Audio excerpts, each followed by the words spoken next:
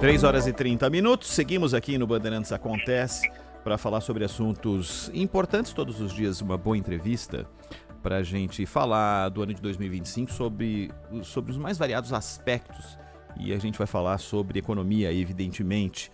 Você deve estar se perguntando, mas e o dólar que tanto falavam, a quanto está? Aposto que desde que a semana começou você não se deu conta, as manchetes talvez não tenham sido tão chamativas, mas o dólar está a 6,05. Neste momento o euro a 6,24. Nós vamos conversar aqui na Rádio Bandeirantes com o André Perfeito, que é economista e mestre em economia política pela PUC São Paulo, que nos atende nesta quinta-feira. Tudo bem, André? Como é que vai? Boa tarde. Olá, tudo ótimo. Tudo beleza. O André, não sei se você lembra ou anota se você dá tanta entrevista, não sei se você tem um controle das entrevistas que você dá para ver se aquilo que eu falei em determinado momento, será que tem algum impacto ou mudou algo importante e eu serei cobrado por aquilo ou vão me perguntar de novo sobre aquilo? No ano passado, nós conversamos aqui, não sei se você se lembra, e nem vou te exigir isso, evidentemente. Eu te pedi uma nota para a economia no momento em que a gente estava vivendo, no último mês do ano de 2023, não foi 24, foi 23. E você se lembra o que a gente conversou aqui? Não, né? Nossa, eu acredito que eu devia estar um pouco mais otimista que a média do mercado. Mas agora, quanto mais, eu não lembro. André, você deu nota 8,5 pro momento que a gente estava vivendo, tá? E inclusive a Juliana Rosa depois veio aqui, a gente conversou, ela concordou contigo e tudo mais, tal. André, eu queria fazer um balancinho rápido contigo a respeito daquilo que te motivou naquele momento, os aspectos, né, para você chegar àquela conclusão e quais foram os mais importantes aspectos que fizeram, que talvez aí a gente vai começar a falar sobre agora, que fizeram essa nota não ser tão alvissareira assim. Bem, vamos lá, né? Quando eu falei sobre a perspectiva positiva para o ano que se iniciava, né, em 2024, estava se iniciando, tinha a ver muito com a perspectiva da dinâmica econômica. E, de fato, né, o PIB veio muito mais forte do que a mediana do mercado esperava. Isso eu já conseguia mais ou menos intuir, né, naquela época, muito por conta de dinâmica do mercado de trabalho, né, que tinha desemprego em queda e, principalmente, uma massa salarial elevada. Isso tudo, né, de fato, construiu uma atividade econômica bem mais forte, né, do que se imaginava. Né? A gente deve fechar o PIB aí de 2024 acima de 3%. Né? O mercado esperava muito, muito abaixo disso.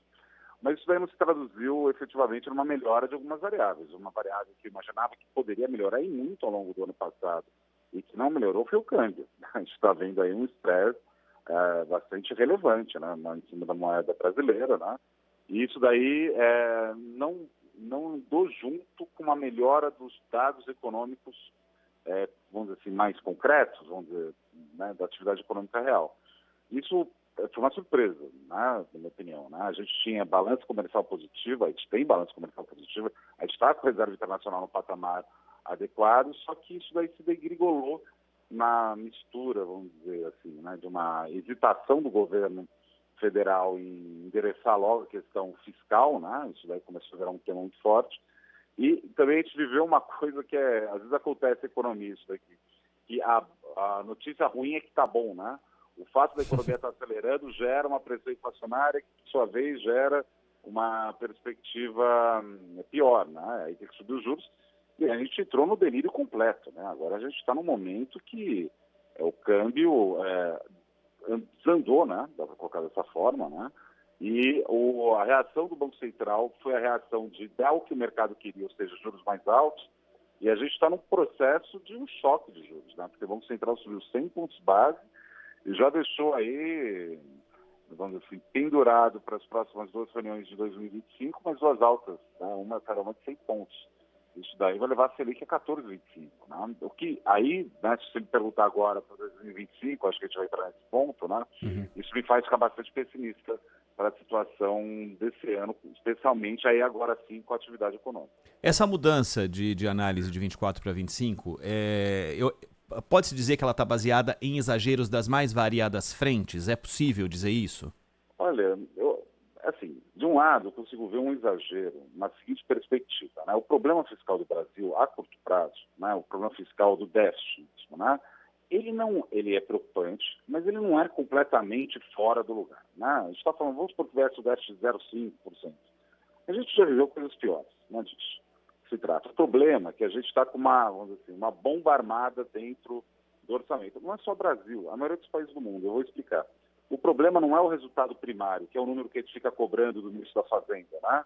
Ah, vai ter 0,5, vai ter 0,1, vai ter 0,8 de déficit, quanto vai ser? Isso é o primário. O problema é que o Brasil, ao longo do período da pandemia, né, teve um aumento significativo da dívida pública, que o governo teve que, enfim, ajudar todo mundo, né? No fundo, o governo teve que comprar tempo, né? Saiu caro essa conta, tanto para o Brasil quanto para outros países. Então, repare, o estoque da dívida está muito maior. Então, qualquer coisinha que vai piorando isso já é ruim, porque o estoque é grande, né? Não que o resultado na margem seja uma coisa diferente do que a gente já vinha feito, nem é tão fora do lugar, na minha opinião. Claro que tem que ser melhor, mas não é também o fim do mundo. Mas, dado o nível de estoque, isso aí gerou um problema muito grande, porque gerou uma desconfiança, olha só que curioso, que, não, o governo está sendo irresponsável, aí o dólar dispara. Aí que o Banco Central tem que fazer? Tem que subir os juros. Só que quando ele sobe os juros, como o estoque da dívida é elevado, o que acontece com o total de juros pagos? Explode também. Então a gente entrou numa situação que é um jogo de espelho infernal, né? E aí, para resolver isso, só tem uma solução, é tempo. Né? Os juros do Brasil já foi para o patamar relativamente elevado, né? Para não dizer bastante elevado. E isso daí, em algum momento, ao longo desse ano, deve apaziguar, né, os mais pessimistas com o Brasil. Né? O André, apesar de o Banco Central muitas vezes dar indicativos de que odeia emprego e renda e que uma pessoa consiga comprar uma air fryer depois de um ano esperando, dá a impressão que eles têm um ódio disso acontecer, mas o governo perdeu muito tempo criticando única e exclusivamente o aumento da taxa de juros? Não sei se o Banco Central tem essa perspectiva assim, mas eu entendo, né? Esse sentimento fica mesmo com a gente. Eu acho que assim, o governo reclamou muito dos juros, teve uma briga aí que, para mim, na minha ótica, faz parte do jogo político. Né? A gente está vendo hoje, por exemplo, nos Estados Unidos, Donald Trump descendo a lenha no Powell, que é o presidente do Banco Central norte-americano. Às vezes acontece essas rusgas aí, presidente de um país e o Banco Central. Mas aconteceu uma coisa que foi uma tragédia, por assim dizer, tá? Ao longo de 2024, que tem a seguinte dinâmica. Era para eles terem anunciado antes alguma coisa.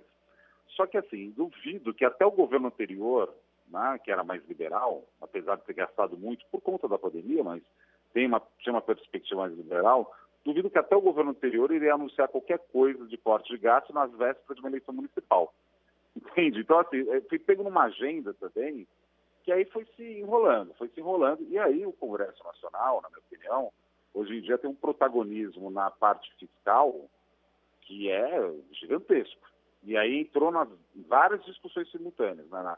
Na próxima presidência da Câmara, a questão todas das emendas de relatora, que virou, né, toda a discussão também envolvendo o Flávio Dino, etc. Percebe que ficou muito confusa a situação. Quando fica muito confusa a situação, o dinheiro fica covarde, né? Por que ficar covarde? Todo mundo correu para baixo da saia do Tesouro norte-americano, ou seja, comprou dólar. Essa é a imagem, mais ou menos.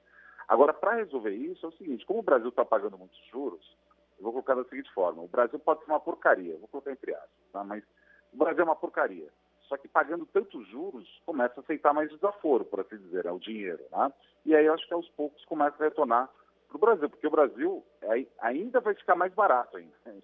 Acho que ainda vai sofrer mais um pouco durante o primeiro trimestre, segundo trimestre. Talvez as famílias não vão sentir tudo tanto assim, mas o preço dos ativos no Brasil podem sofrer bastante ainda. A gente talvez não tenha as sazonalidades que tivemos o ano passado, de seca e chuva, de maneira tão intensa, ou até pode, né? Mas, digamos assim, talvez não sejam tão intensas assim. E a gente teve uma pressão no preço por causa dos alimentos, principalmente por causa dos alimentos. A pressão inflacionária é uma das preocupações mais importantes para 2025, do tamanho que se conta, essa história contada pelo mercado? Então, o receio do mercado, eu acho que teve, na minha opinião, uma dinâmica mais exagerada do que deveria. Por que teve isso? Porque o mercado errou as projeções deles a respeito de atividade e fez apostas erradas. Né?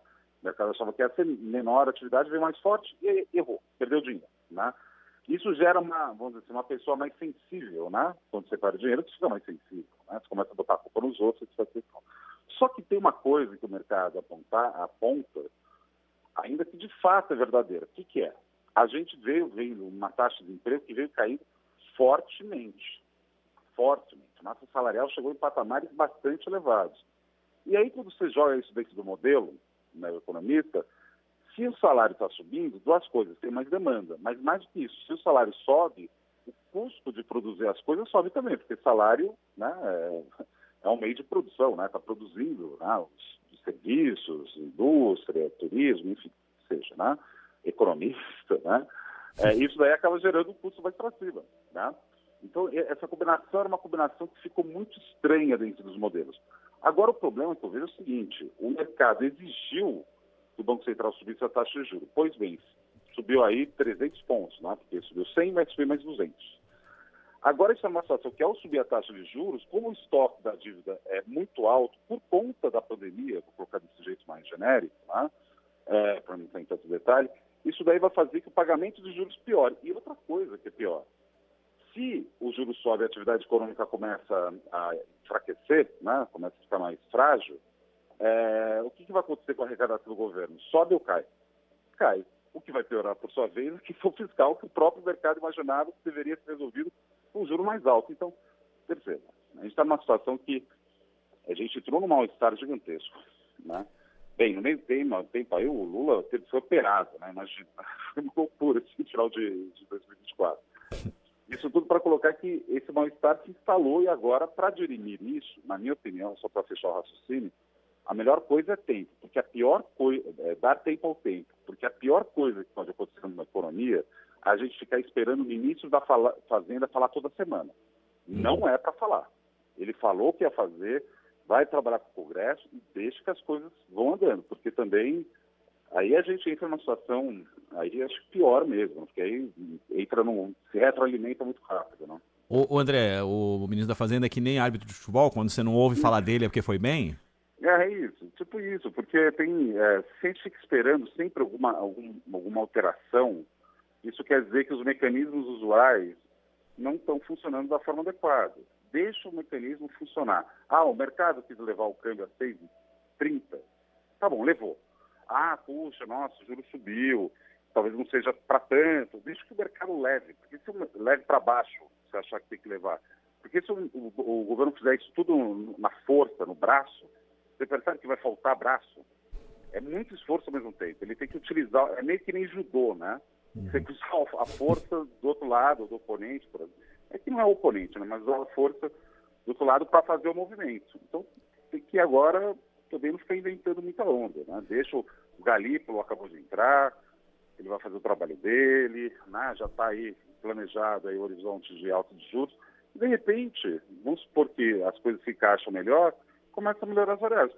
Por exemplo, o câmbio. Né? O câmbio parece ter chegado ali num ponto onde o mercado entende, bem, né? Não está tão ruim que nem alguns pensavam um pouco tempo atrás.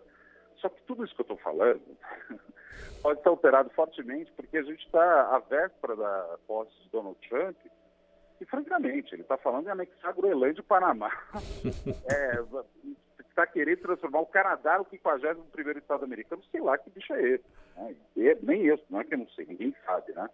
Então vai ter emoção ainda aí, né? Vai ser bastante turbulento esse início de 2025. Ainda sobre os movimentos de 24 para 25, de 23, 24 e 25, teve um momento que, numa entrevista, você também falou a respeito do cenário da Bolsa, que poderia avançar desde que com corte de juros e crescimento econômico.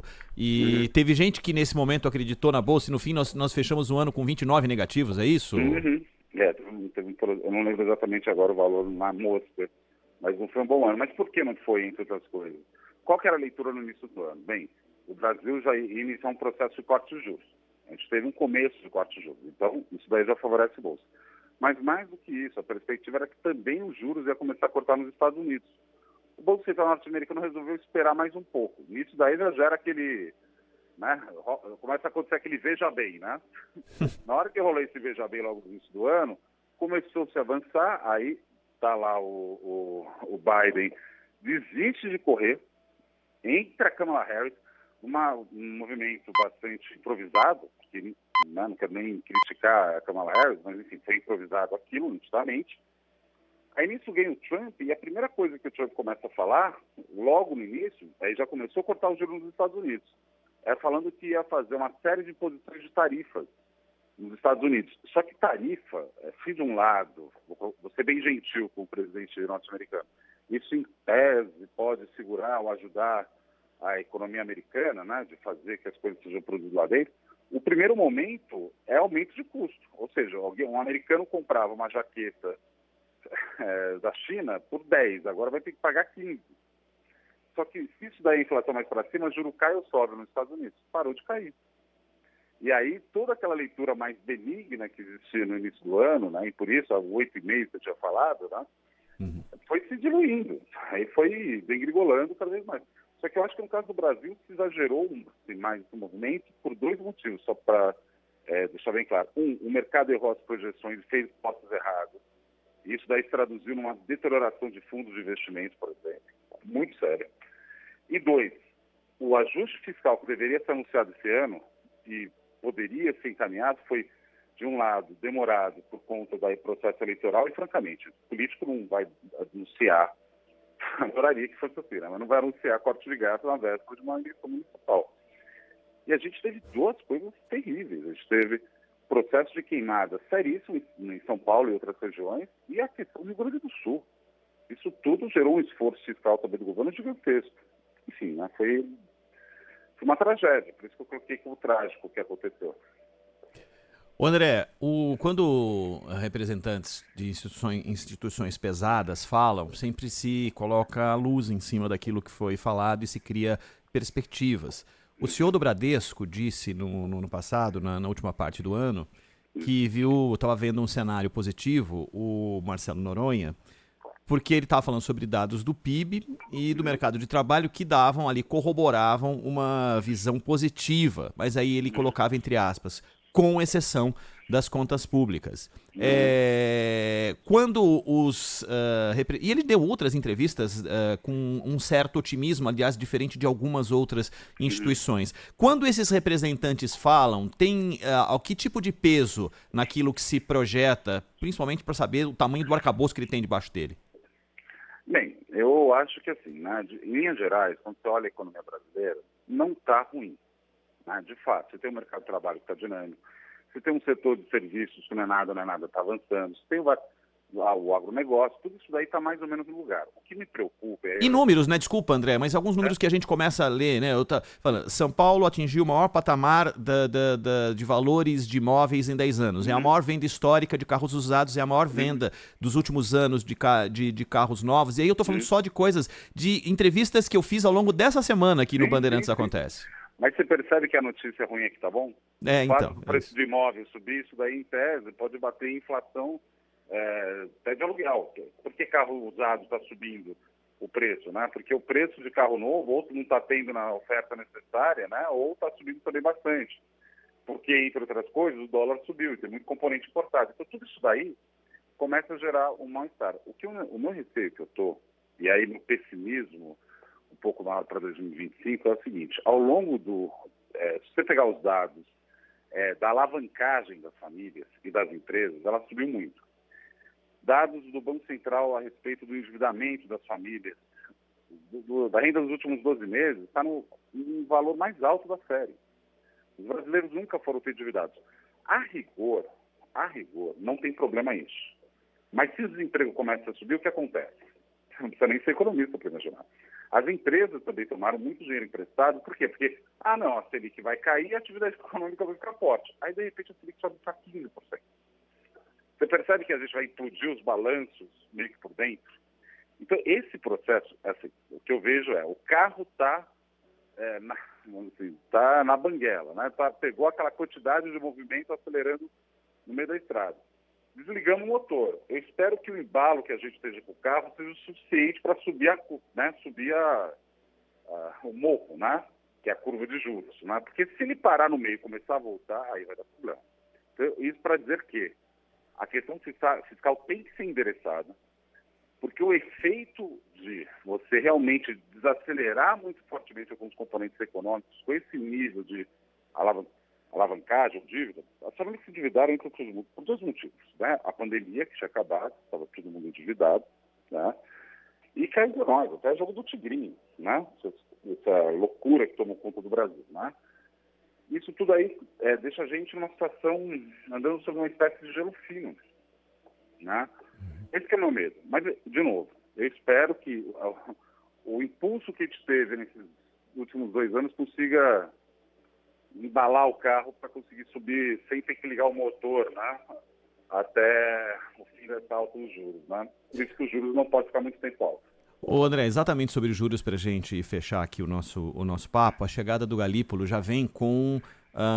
ele já tem uma agenda assinada, né, cumprida, porque a ata já saiu ali dizendo o que vai acontecer nas 2 próximas reuniões.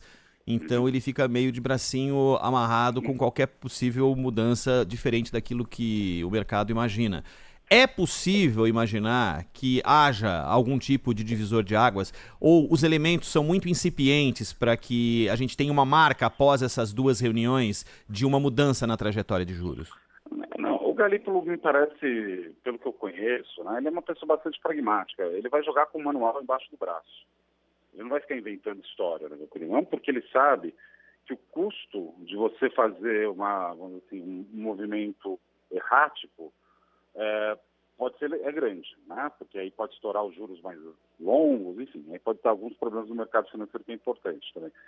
Só que, apesar de eu achar que também ele vai jogar com o manual embaixo do braço, ou seja, fazer colocar desse jeito geral, né? Que a Faria Lima quer, né? Dessa forma, né?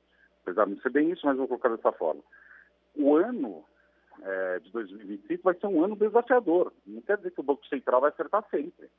De novo, insisto, bom, essa semana a gente viu um presidente que vai subir nos Estados Unidos daqui no dia 20, falando em anexar 2 países, um deles da OTAN, território da OTAN. Imagina o que é isso na discussão geopolítica do dinheiro no mundo. Então, assim, eu acho que o Galípolo vai vai fazer o que ele sabe fazer muito bem, que é esse diálogo, né? Fazer essas pontes. Mas isso não quer dizer também que não haja desafios absolutamente novos e bastante complexos no horizonte de 2025. O André, agora prometo que é para fechar, já que você tocou nas palavras de Trump, mas é só para falar a respeito de BRICS, porque o Trump está preocupadíssimo com o BRICS, principalmente no que diz respeito ao uso da moeda americana como a moeda que vai indexar todos os negócios e a preocupação dele dela deixar de ser gradativamente. Os BRICS são o alicerce que o Brasil precisa cada vez mais estar próximo para criar caminhos diferentes daqueles traçados anteriormente, do que vier a acontecer, principalmente nas negociações internacionais? Então, o Brasil, aí agora eu vou ficar otimista, porque o Brasil é um país que pode se dar o luxo de ser ocidental e dos BRICS ao mesmo tempo. Que país do mundo pode se dar o luxo de ser isso? Isso para dizer o seguinte, se a gente souber jogar nos 2 lados, a gente consegue se beneficiar. Agora é o seguinte, os Estados Unidos estão nessa situação porque ele não é mais. Por exemplo, o Trump falou do canal do Panamá, que está sob o controle da China. Não é que está sob o controle da China, é que o volume de comércio chinês é tão grande, que ela está passando mais por aquele pedágio ali, né? Então, assim, existe uma nova geopolítica do mundo que a gente tem que ver como o governo norte-americano vai querer administrar isso, né? Porque se era ele antes, nitidamente, hoje não é mais os Estados Unidos, que nem era. E o Brasil, de novo, pode jogar nos 2 lados.